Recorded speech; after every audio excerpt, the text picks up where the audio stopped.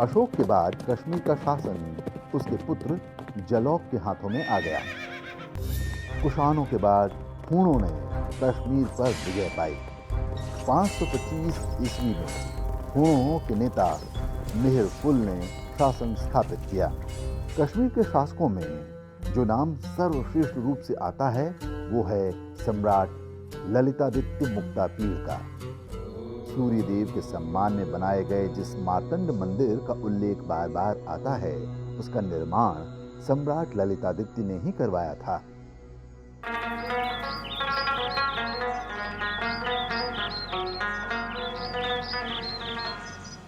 शंकर वर्मन के बाद गोपाल वर्मन, पार्थ राजा, चक्रवर्मन और बाद के कालखंड में भी यशकर से लेकर दिद्दा तक कई शासक हुए। राजा सहदेव के समय पूर्व आतंकी मंगोल आक्रमणकारी दुलूचा ने आक्रमण किया। उसने 60,000 लोगों की सेना के साथ कश्मीर पर आक्रमण किया और कश्मीर में मुस्लिम साम्राज्य की स्थापना की। 1586 में अकबर ने कश्मीर को जीत लिया। 1752 में कश्मीर पर अफगानिस्तान के शासक अहमद शाह अब्दाली का नियंत्रण रहा।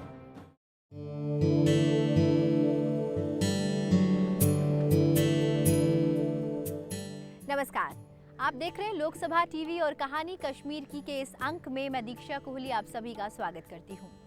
अब तक आप सभी ने देखा कि सम्राट अशोक के पुत्र जैलोक से लेकर अंतिम हिंदू राजा सहदेव तक कैसी थी कश्मीर की तस्वीर। साथ ही हमने ये भी जाना कि सम्राट ललितादित्य मुक्तापीड़ ने कश्मीर में कितना बदलाव लाया। इसके बाद सम्राट अशोक से लेकर अहमद शाह अब्दाली के दौरान क्या थी कश्मीर की दास्तान, ये भी हमने जाना। आज के इस अंक में हम जानेंगे कि इस भूभाग जिसे हम जम्मू और कश्मीर कहते हैं, इसका एकीकरण कैसे हुआ। दरअसल 5 रियासतें जम्मू, कश्मीर, गिलगित, बल्किस्तान और लद्दाख, ये 5 रियासतें मिलकर जम्मू कश्मीर कहलाई। तो क्या है इसके एकीकरण की प्रक्रिया, इसे देखने के लिए हमें 2 शताब्दियों के इतिहास को खंगालना होगा। तो आइए जानते हैं इस एकीकरण की प्रक्रिया को।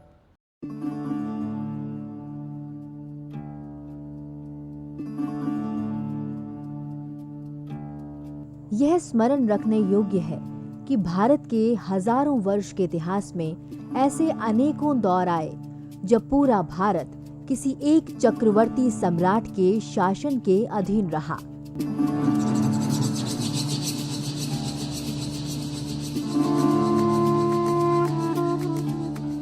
वहीं केंद्रीय सत्ता के बिखरने की दशा में अनेक छोटे छोटे राज्यों का उदय और अवसान हुआ, किंतु प्राकृतिक रूप से हिंदू कुश पर्वतमाला और हिंद महासागर के मध्य स्थित ये विस्तृत भूभाग सांस्कृतिक रूप से एक ही धारा में गुथा रहा, जो विशुद्ध रूप से भारतीय थी।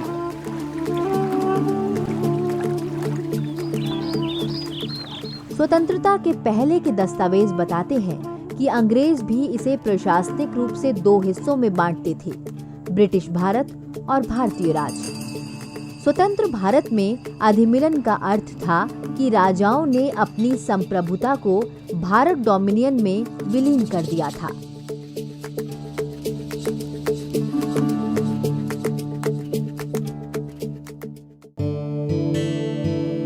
हजारों वर्ष पहले राजा जम्बूलोचन द्वारा बसाए गए शहर जम्मू को डुग्गर क्षेत्र का केंद्र माना जाता है। यहाँ के रहने वाले डोगरे कहलाते हैं। एक डोगरी कहावत है, 22 राज पहाड़ दे बिच जम्मू सरदार, अर्थात डुग्गर क्षेत्र के 22 रजवाड़ों के बीच जम्मू की केंद्रीय भूमिका रही है।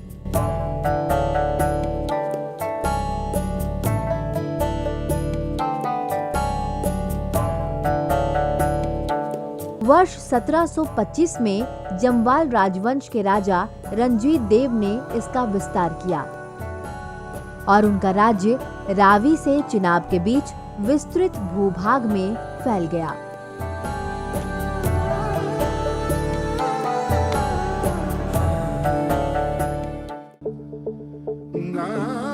वर्ष 1782 में उनकी मृत्यु के बाद उनके उत्तराधिकारियों के बीच आंतरिक संघर्ष प्रारंभ हुआ। जिसने राज्य को प्राय 3 दशक तक अस्थिर बनाए रखा।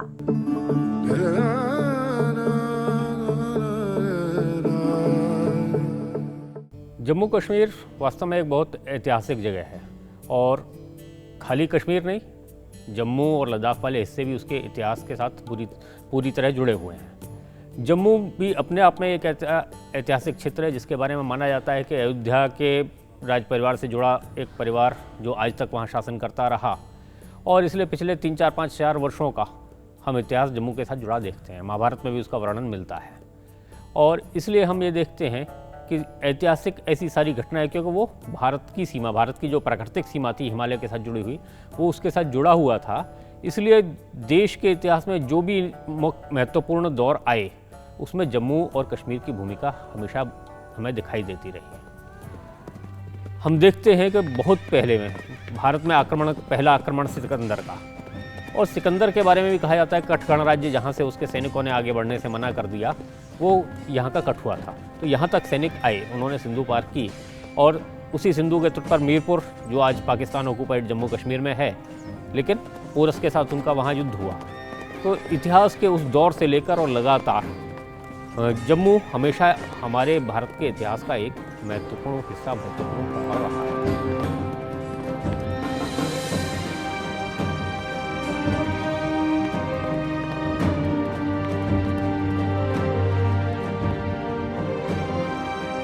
लंबे इतिहास के बाद हम आगे चलते हैं, पिछले शताब्दी की नज़र डालते हैं, तो हम देखते हैं कि जम्मू कभी बड़ा कभी छोटा होते होते 17वीं शताब्दी के शुरुआती दौर में एक महाशक्ति जैसा तो नहीं था, लेकिन छोटे छोटे राज्यों का एक समूह जरूर रह गया था। कहा जाता है कि 22 राज्य जम्मू मंडल में थे और उनके राजा रंजीत देव ने उन सबको एक बनाकर रखा हुआ था, उन पूरे जम्मू का राज्य वो करते थे। यही भी वो समय है जब पंजाब में महाराजा रंजीत सिंह एक महत्वपूर्ण महाराजा के रूप में उभर रहे हैं और पूरे उत्तर भारत को अपने साम्राज्य में मिला रहे हैं। यहाँ ये कहना बहुत ज़रूरी है कि महाराजा रंजीत सिंह इतिहास के एक ऐसे नायक हैं, एक ऐसे महाराजा हैं जो बहुत विजनरी हैं और शायद सैकड़ों वर्षों बाद भारत को या उत्तर भारत को एक ऐसा महाराजा मिला है जो भारत की उस प्राकृतिक हिमालय की सीमा के बारे में जागरूक है और उसके पार भी होने वाली गतिविधियों पर नज़र रखता है।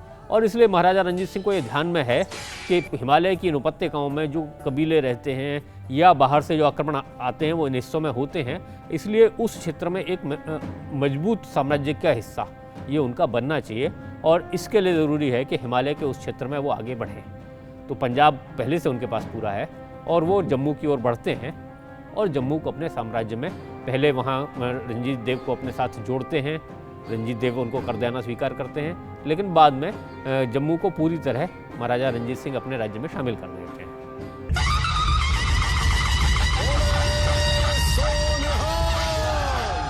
वर्ष 1908 में जम्मू पंजाब साम्राज्य का हिस्सा बन गया।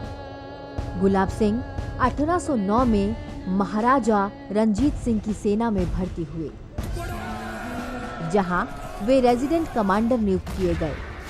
गुलाब सिंह ने जम्मू के आसपास की राजौरी, भिंबर और रियासी की रियासतों को जीतने के अभियान में अपने कौशल और बहादुरी का प्रदर्शन किया। शीघ्र ही वे महाराजा के विश्वास पात्र बन गए। जल्दी ही उनके अन्य दोनों भाई ध्यान सिंह और सुचेत सिंह भी महाराजा की सेवा में आ गए। सिख साम्राज्य का डुग्गर क्षेत्र में विस्तार करने में इन भाइयों ने महत्वपूर्ण भूमिका निभाई। वर्ष 1817-18 में महाराजा रंजीत सिंह ने खरोटी, बबूल, चौबारा, रामगढ़ और रियासी की जागीरें गुलाब सिंह की सेवाओं से प्रसन्न होकर उन्हें प्रदान की। गुलाब सिंह और उनके भाइयों की निष्ठा और बहादुरी से प्रसन्न होकर वर्ष 1820 में महाराजा रंजीत सिंह ने गुलाब सिंह के पिता किशोर सिंह को जम्मू का गवर्नर नियुक्त कर दिया। किशोर सिंह के निधन के बाद 16 जून 1822 को महाराजा रंजीत सिंह ने अखनूर में चंद्रभागा नदी के तट पर स्वयं गुलाब सिंह का राज्याभिषेक किया और सुचेत सिंह को भी उसकी सेवा के लिए पुरस्कार स्वरूप रामनगर की रियासत का अधिकार सौंपा। महत्वाकांक्षी गुलाब सिंह ने आसपास के अन्य इलाकों को जीतकर अपने राज्य का विस्तार करना प्रारंभ किया। यहाँ हमारा परिचय होता है गुलाब सिंह से, जो एक ऐसे किरदार हैं जो आगे जम्मू कश्मीर को एक नई दिशा में ले जाना चाहते हैं। जिस समय जम्मू राज्य पंजाब राज्य के साम्राज्य में जोड़ा गया, गुलाब सिंह एक 16 साल के नौजवान हैं, लेकिन जम्मू हार जाता है और उसके बाद गुलाब सिंह कई जगहों पर अपना भाग्य आजमाते हुए अंततः महाराजा रंजीत सिंह की सेवा में ही आ जाते हैं। उनकी सेना में एक अधिकारी के रूप में नियुक्ति प्राप्त करते हैं। लेकिन बड़ी जल्दी गुलाब सिंह अपने वीरता से, अपने कौशल से महाराजा रंजीत सिंह का दिल जीत लेते हैं और उन लगातार प्रगति करते जाते हैं, पदोन्नति उनकी होती जाती है। वो विश्वास हासिल करते हैं महाराजा का, और महाराजा भी उन्हें पहले शुरू में छोटे छोटे अभियानों पर और बाद में बड़े अभियानों की जिम्मेदारी सौंपते हैं। हम देखते हैं कि जम्मू के बहुत सारे हिस्से जो पहले महाराजा के राज्य में नहीं थे, क्योंकि जम्मू केवल आया था, लेकिन राजौरी और उसके आसपास के लगते सारे हिस्से धीरे धीरे ये गुलाब सिंह जीतते हैं और महाराजा के राज्य में शामिल करते हैं और अपना विश्वास हासिल करते ले जाते हैं। गुलाब सिंह वास्तव में एक प्रतिभाशाली, दूरदर्शी नेतृत्व वाले नौजवान हैं और उन पर विश्वास करके रंजीत सिंह भी अपने राज्य को आगे ले जा पा रहे हैं।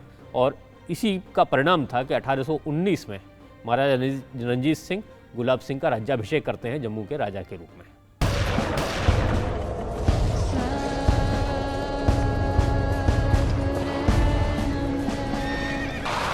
अगले 15 वर्षों में इन तीनों भाइयों ने आसपास के सभी छोटे बड़े रजवाड़ों को जीत लिया।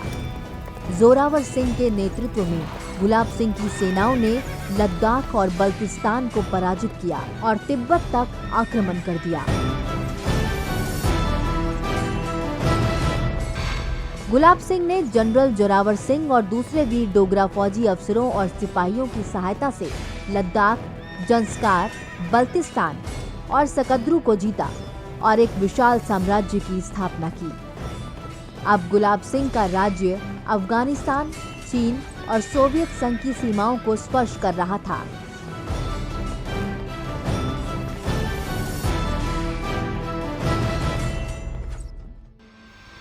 जम्मू के राजा के रूप में भी गुलाब सिंह ने एक बड़ी कामयाबी हासिल की है। धीरे धीरे वो अपना राज्य बढ़ाते जा रहे हैं। अब यहाँ ये देखने की बात है कि महाराजा रंजीत सिंह के साथ उनके बड़े निकट के संबंध हैं, बड़े विश्वास के संबंध हैं, और इसलिए वो पंजाब की ओर बढ़ना उनके लिए संभव नहीं है। और स्वाभाविक रूप से उत्तर की ओर, पश्चिम की ओर उनको और आगे बढ़ना है अपने साम्राज्य के विस्तार के लिए, और गुलाब सिंह उस ओर चल पड़ते हैं। यहाँ ये भी देखने की बात है कि महाराजा रंजीत सिंह जिस दृष्टि को लेकर चले थे, उत्तर और पश्चिम में अपने साम्राज्य का विस्तार, वास्तव में गुलाब सिंह उसी को आगे बढ़ा रहे हैं। और एक तरीके से रंजीत सिंह के काम को ही आगे बढ़ाते हुए उनके विस्तार को ही आगे ले जाने का काम गुलाब सिंह कर रहे हैं।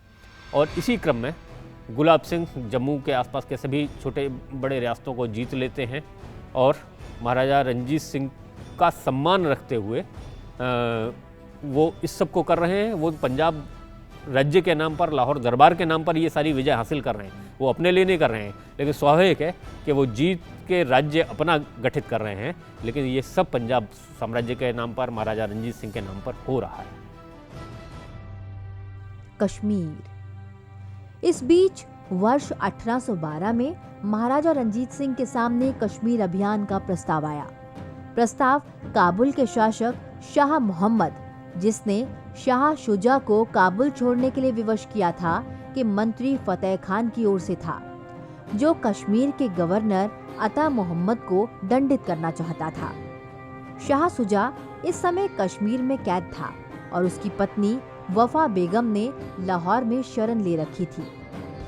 उसने महाराजा से पहले ही शाह शुजा को मुक्त कराने की प्रार्थना की थी।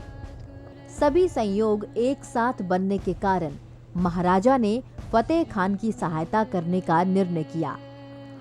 दिसंबर 1812 के पहले सप्ताह में दीवान मोहकम चंद के नेतृत्व में कश्मीर की ओर सेना बढ़ी। हारी पर्वत किले के निकट अता मोहम्मद खान की सेना के साथ युद्ध हुआ। दिसंबर के बर्फीले मौसम में युद्ध का अभ्यास न होने के कारण सिखों की सेना को भारी नुकसान उठाना पड़ा। लगभग 100 पैदल और 100 घुड़सवार सिख सैनिक इस युद्ध में खेत रहे। अता मोहम्मद को समर्पण करना पड़ा। सिख सेना के लिए ये अभियान बहुत लाभदायक रहा। उन्हें अफगानों के सैन्य संगठन, उनके स्वभाव, युद्ध कला, रणनीतियों का अनुमान हुआ। कश्मीर के रास्तों और मौसम की समझ बनी। शाह शुजा और उससे कोहिनूर हीरा प्राप्त हुआ। ये सभी जानकारियां उनके आगे के विजय अभियानों में बहुत कम आई। चढ़ाई तो कर ली, लेकिन भारी बर्फबारी के कारण पीर पंजाल पर्वतमाला पार करना संभव ना हो सका। इसके बाद इसके लिए जून के महीने को निश्चित किया गया। सारी सिख सेना एक साथ सियालकोट में एकत्रित हुई, जहां से 11 जून वर्ष 1814 को वो आगे बढ़ी। इसमें से एक टुकड़ी ऐसी भी थी जो दीवान रामदयाल के नेतृत्व में आगे बढ़ी, और इस टुकड़ी में गौस खान, सरदार दल सिंह, सरदार हरि सिंह, सरदार जीवनमल, सरदार मीत सिंह जैसे कई प्रमुख सरदार मौजूद थे जो निरंतर आगे बढ़ते जा रहे थे। रामदयाल की इस टुकड़ी ने आसानी से पीर पंजाल पर्वतमाला को पार किया और शोपिया पर उनकी मुलाकात हुई अफगान गवर्नर आजिम खान से। भारी वर्षा के कारण स्थिति खराब होती गई और इस बीच सरदार जीवनमल और सरदार मीत सिंह मारे गए। स्थिति गंभीर होती जा रही थी, लेकिन सबसे बड़ी बात यह थी कि दीवान रामदयाल ने अपना धैर्य नहीं खोया और अपनी रणनीतिक सूझबूझ से वो सही सलामत वापस भी पहुंचे और अफगान गवर्नर से उन्होंने लाहौर के प्रभुता के दस्तावेजों पर हस्ताक्षर भी करवा लिए।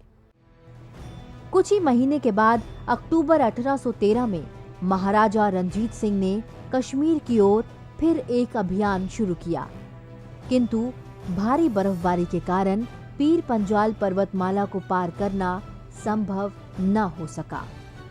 अगली बार इसके लिए जून का महीना चुना गया। सिख सेना पहले सियालकोट में एकत्रित हुई और वहां से 11 जून 1814 को राजौरी पहुंची। आखिरकार कश्मीर की घाटी ये भी पंजाब राज्य के अंतर्गत आ जाती है। इसके लिए एक युद्ध होता है और युद्ध में हालांकि पहली युद्ध लगभग बराबरी पर छूटता है, दूसरा अभियान तो उनका पूरा होने से पहले ही रुक जाता है, तीसरे अभियान में वो पंजाब की सेनाएं आगे बढ़ती हैं और वहाँ के दीवान सफल होते हैं।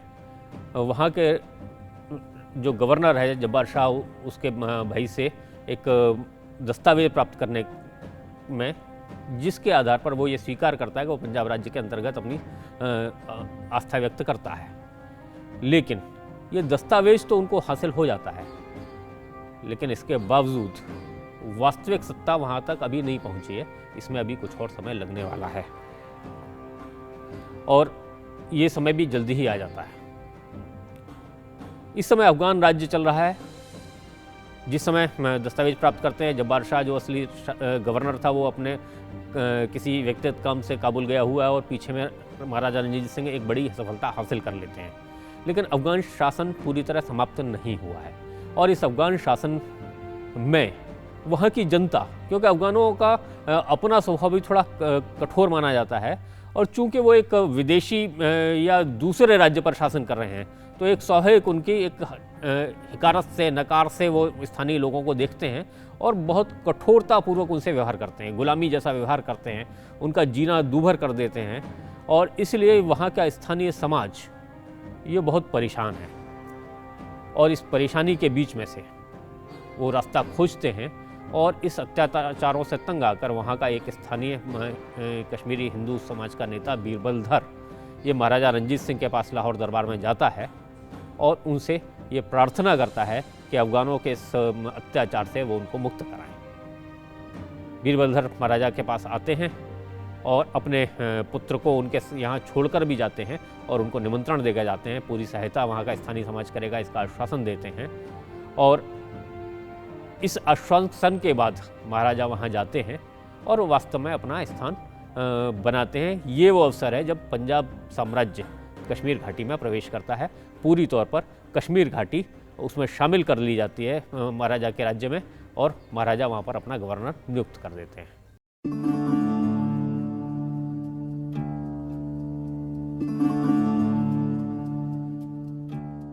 आज के इस अंक में हमने जाना कि जम्मू कश्मीर के एकीकरण की प्रक्रिया में कैसे जम्मू कश्मीर में सिख साम्राज्य स्थापित हुआ और उसके बाद 5 रियासतें कश्मीर, गिलगित, बल्किस्तान, लद्दाख और जम्मू में से हमने जानी कश्मीर की कहानी।